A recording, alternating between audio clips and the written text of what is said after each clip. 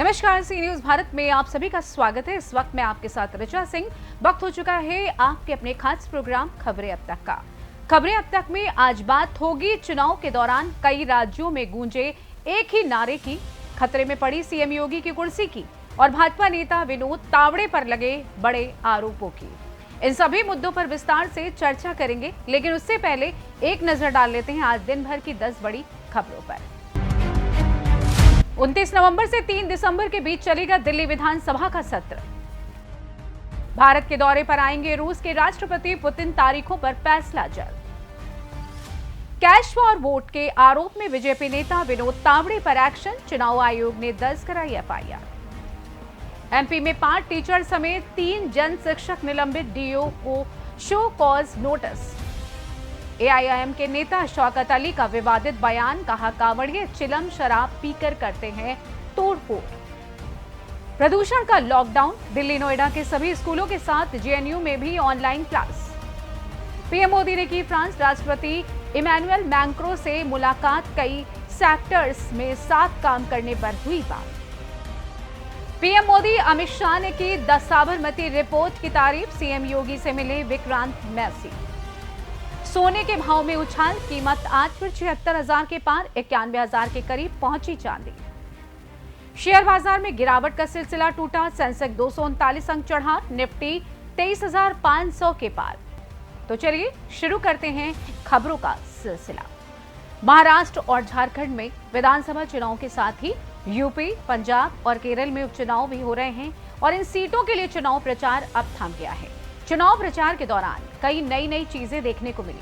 विधानसभा चुनाव में राष्ट्रीय मुद्दों का शोर सुनाई दिया, तो साथ ही कई राज्यों में एक ही नारे की गूंज भी। यूपी से लेकर महाराष्ट्र और झारखंड तक योगी आदित्यनाथ के नारे बटेंगे तो कटेंगे की गूंज सुनाई दी।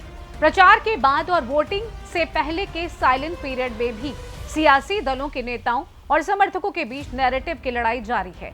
ऐसे में आइए नजर डाल लेते हैं महाराष्ट्र, झारखंड चुनाव और यूपी उपचुनाव में प्रचार के दौरान छाए रहे नारों और मुद्दों पर।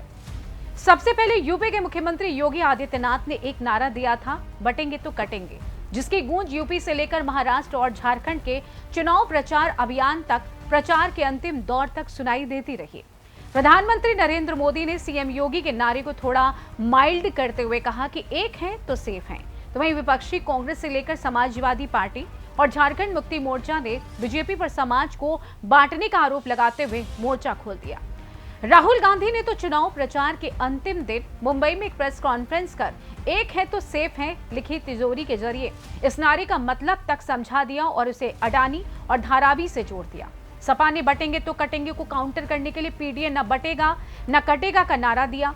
झारखंड में सत्ताधारी गठबंधन की अगुवाई कर रही जेएमएम भी अंतिम चरण में न बटे थे न बटे हैं के नारे से अपने पक्ष में माहौल बनाने की कोशिश करती नजर आई। खैर, मतदान की घड़ी करीब आ गई है। चुनावी राज्यों की जनता अगले 5 साल के लिए अपनी नई सरकार चुनने, भाग्य विधाता चुनने के लिए 20 नवंबर को मतदान करेगी। जनता किन मुद्दों पर मुहर लगाती है, किसके वादों पर यकीन कर मतदान करती है, ये 23 नवंबर को मतगणना के बाद जब नतीजे आएंगे तभी साफ हो सकेगा। खैर, अब आपको ले चलते हैं हमारी अगली खबर की ओर। उत्तर प्रदेश के सीएम योगी आदित्यनाथ की यूपी की कुर्सी को लेकर अक्सर भविष्यवाणियों का दौर चलता रहता है और अब हाल ही में समाजवादी पार्टी के राष्ट्रीय अध्यक्ष और पूर्व मुख्यमंत्री अखिलेश यादव ने सीएम योगी आदित्यनाथ को लेकर भविष्यवाणी की है। कुंदरकी में पिछले हफ्ते चुनावी रैली को संबोधित करते हुए अखिलेश ने कहा कि महाराष्ट्र चुनाव के बाद सीएम योगी की कुर्सी छीन ली जाएगी। अगर आप ध्यान दें तो दिल्ली के तत्कालीन मुख्यमंत्री अरविंद केजरीवाल ने भी लोकसभा चुनाव के पहले कुछ ऐसा ही कहा था। अब वही बात महाराष्ट्र और झारखंड विधानसभा चुनाव के पहले अखिलेश यादव कह रहे हैं, पर शायद योगी आदित्यनाथ अब सीएम की कुर्सी से ऊपर उठ चुके हैं। विपक्ष शायद इस बात को समझ नहीं पा रहा है या जानबूझकर अनदेखा कर रहा है, पर अखिलेश यादव की इस बात से इनकार नहीं किया जा सकता है कि महाराष्ट्र विधानसभा चुनाव में बीजेपी की जीत और हार योगी आदित्यनाथ के भविष्य से बहुत मजबूती के साथ जुड़ी हुई है। अब योगी आदित्यनाथ के नारे बटेंगे तो कटेंगे को लेकर बीजेपी बटी हुई नजर आ रही है, ये जानते हुए भी कि इसी नारे का आसान वर्जन पीएम मोदी ने एक है तो सेफ है दिया है। इसके बाद भी लगातार इस तरह की आवाजें उठ रही हैं, जैसे ये लगता है कि योगी आदित्यनाथ ने ये नारा देकर कुछ गलत कर दिया है। महाराष्ट्र में चुनाव लड़ रही सत्ताधारी महायुति गठबंधन में इस नारे को लेकर विवाद की स्थिति है। वहीं एनसीपी नेता अजित पवार ने पहले ही इस नारे से खुद को अलग कर दिया था।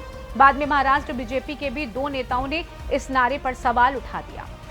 कुल मिलाकर महाराष्ट्र के चुनाव के केंद्र बिंदु में योगी आदित्यनाथ का नारा बटेंगे तो कटेंगे है।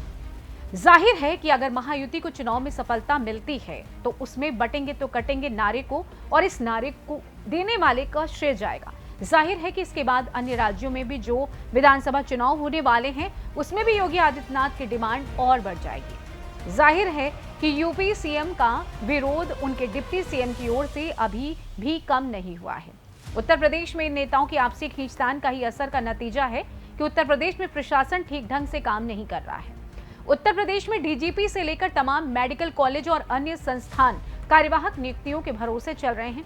सब कुछ वेट एंड वॉच की स्थिति में है। ऐसे में संभावना है कि महाराष्ट्र चुनाव के बाद ये इंतजार खत्म हो जाएगा। फिलहाल हम बढ़ते हैं अपनी अगली रिपोर्ट की ओर। महाराष्ट्र चुनाव से पहले भारतीय जनता पार्टी के दिग्गज नेता और राष्ट्रीय महासचिव विनोद तावड़े पर नाला सोपारा में पैसे बांटने के आरोप लगे हैं। अब इस संबंध में अब चुनाव आयोग ने एफआईआर दर्ज कराई है। तावड़े के साथ साथ बीजेपी उम्मीदवार राजन नाइक के खिलाफ भी एफआईआर दर्ज की गई है। वहीं विनोद तावड़े ने पैसे बांटने के आरोपों पर सफाई दी है। उनका कहना है कि ये उनके खिलाफ साजिश है और चुनाव आयोग को इसकी निष्पक्ष जांच करनी चाहिए। तावड़े ने कहा, मैं कार्यकर्ताओं से मिलने गया था, मैंने कुछ गलत नहीं किया। ये महाविकास अघाड़ी के कार्यकर्ताओं की साजिश है। पुलिस और चुनाव आयोग को इसकी जांच करनी चाहिए। बता दें कि बीजेपी के महासचिव विनोद तावड़े पर पैसे बांटने के संगीन आरोप लगे हैं। बहुजन विकास अघाड़ी के कार्यकर्ताओं का आरोप है कि तावड़े 5 करोड़ रुपए लेकर मुंबई के एक होटल में बांटने आए थे। हालांकि विनोद तावड़े ने कहा कि ये मुझे और मेरी पार्टी को बदनाम करने की साजिश है। सीसीटीवी फुटेज निकालकर जांच करनी चाहिए। ऐसे में जांच के बाद ये साफ हो पाएगा कि तावड़े पर लगे आरोप सही हैं कि निराधार। खैर, जाते जाते आपको हम एक और अहम मुद्दे से रूबरू करवा देते हैं। भारत की सड़कों पर चलना जान हथेली पर लेकर चलने के बराबर है। सड़क हादसों से होने वाली मौतों के मामले में भारत पूरी दुनिया में पहले नंबर पर है। केंद्रीय सड़क परिवहन मंत्रालय के आंकड़े बताते हैं कि पिछले 10 साल में सड़क हादसों में करीब 15.3 लाख लोगों ने जान गंवाई है। ये चंडीगढ़ जैसे केंद्र शासित प्रदेश की कुल आबादी से भी ज्यादा है। उससे पहले वाले दशक की बात करें तो देश में सड़क हादसों की वजह से 12.1 लाख की मौत दर्ज की गई थी। मतलब हर 10,000 किलोमीटर पर सड़क हादसों में जितने लोग भारत में जान गंवाते हैं, दूसरे देशों में उसका आधा भी नहीं।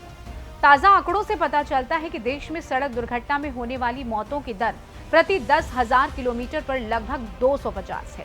केंद्र सरकार का डेटा दिखाता है कि 2012 में कुल रजिस्टर्ड वाहनों की संख्या 15.9 करोड़ थी।